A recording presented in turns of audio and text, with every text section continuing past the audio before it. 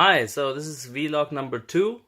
I want to talk about something else that I'm very passionate about is agriculture, and not just agriculture in general, but a sustainable and natural agriculture.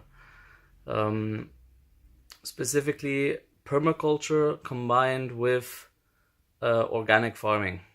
So maybe a bit to my background. Patrick Lorby. And I once had a ostrich farm in Spain with 120 ostriches. This was more of a side hobby, soon to become additional means of income, but other things happened and I had to sell them again. But anyways, the idea was I really got into permaculture. Permaculture, for those of you who don't know what it is a type of sustainable agriculture first founded in 1970s in Australia and is pretty prevalent in English-speaking countries. Then you have organic farming, which probably most of you know, which has its origins in the south of Germany from the founder of the Waldorf School, Rudolf Steiner. He had biodynamic agriculture at that time, and from that point onwards, one could say the German-speaking countries like Austria, Germany, and Switzerland are like really advanced in organic farming. Organic farming does not mean just leave away the pesticides and the herbicides. It's a bit more complex than that, but I like to compare it with micro economics, or it's the micro agriculture. And permaculture is the macro. Yeah, so in organic farming, you might want to put basil next to tomatoes because they're natural aidants in keeping away the pests, the insects and stuff, the weeds.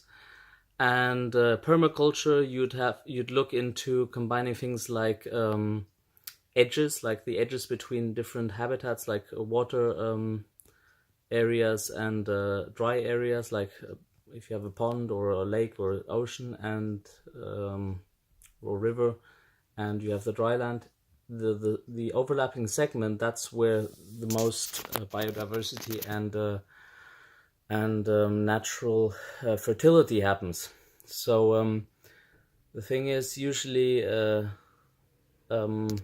permaculture and organic farmers, they're like more I don't want to put myself too out there right now, but they're like more of like world improvers that want to like change the world from their home garden onwards into the neighborhood, which is nothing against that. That's a great thing.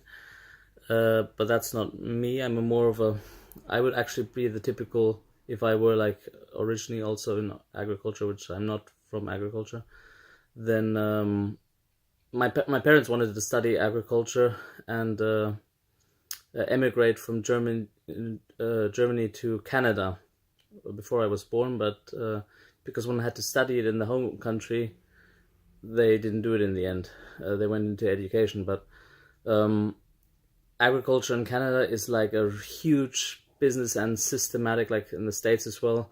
You have the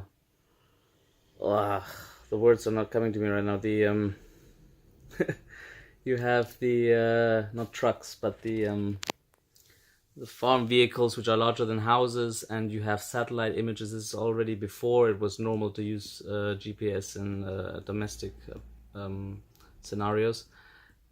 But it's always monoculture in Canada. Well, I'm exaggerating now, and it's always on the break even or return on investment of one crop. Whereas in comparison, permaculture, the first primary aim is not to have the highest yield for one crop per said square meter or square kilometer, whatever it may be, but to have the highest possible biodiversity. The logic being that if the biodiversity is higher, then you need less pesticides, herbicides, and fertilizers, because then you just let nature do its work. but obviously in a certain framework, a certain way where you're maximizing the output and minimizing the input. Combine that with organic and a systematic means of thinking, of approach, that it can still be profitable, which is, I think, the main reason why permaculture has not revolutionized agriculture yet, conventional agriculture. Then we have a recipe for really being able to change the world for a better place, both in agriculture itself, which has a lot of bad side effects, as well as the keeping of animals, and also health in the long term for us, because we eat what we grow. So that's vlog number 2. Give your comments down below. I hope I have a bit more energy than number 1, and see you soon.